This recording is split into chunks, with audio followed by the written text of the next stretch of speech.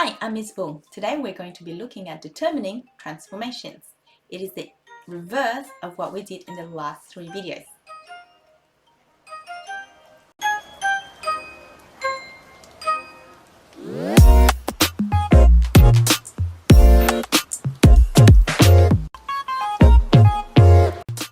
So if you haven't seen the last 3 videos, I strongly recommend that if you do, click on the little I and it'll take you there. Coordinate mapping notation. So in English or in words, we talk about the original coordinates and the new coordinates, and we say that the original coordinates maps to the new coordinates, and we describe the new coordinates, we call it image. So 1, 1 maps to 1, 2. Example 1. What sequence of transformation could take y equals 1 over x squared to the graph of y equals 5 over x minus 3 squared plus 1? So let's write it out, and now we're going to rearrange the 1 and the 5, so it becomes y minus 1 divided by 5, so that we have y by itself and the x chunk by itself. If you look at the previous video, you'll know and the pattern, what we're trying to do. We're trying to work backwards. So now y is equal to all of that and x is equal to all of that. And if so, then x dash will be equal to x plus 3. And if y is equal to all of that, bring the 5 over, we have 5y, bring the 1 over, we have plus 1. So this is the reverse of what we did in the last video. And once we obtain this, we can start describing it. So now x becomes x plus 3 and y becomes 5y plus 1. Let's describe this. We're going to read using BODMAS order. So we have translations of 3 in the positive x direction, or 3 units to the right.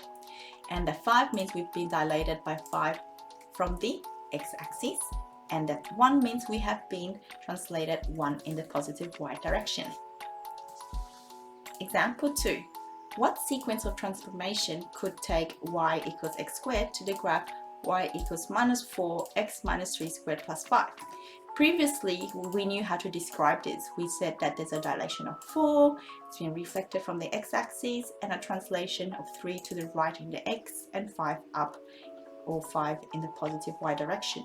So let's see how we do this using the method that we've just learned. So the original graph became that. Now we rearrange so that the y is in a chunk and x is in a chunk. So x minus 3 is a chunk. We're going to take the 5 over here to become minus 5 and dividing by minus 4. Now that we're going to rearrange, that is equal to the y, and we rearrange. So y times minus 4 is minus 4y, and then plus 5. And that becomes equals x, so the x is equal to x plus 3. So now we're going to use this to describe it. So again, it has been translated by 3 units in the positive x direction. See, same thing as what we did previously in quadratics. And it has been dilated by 4 from the x-axis. And it has been reflected in the x-axis, followed by 5 units translation in the positive y direction. So have a go at practicing these again. This is a good example because you know what quadratics should look like. And then once you practice really well, you can use it for any type of graph. Thank you for watching, and I'll see you next time. Bye!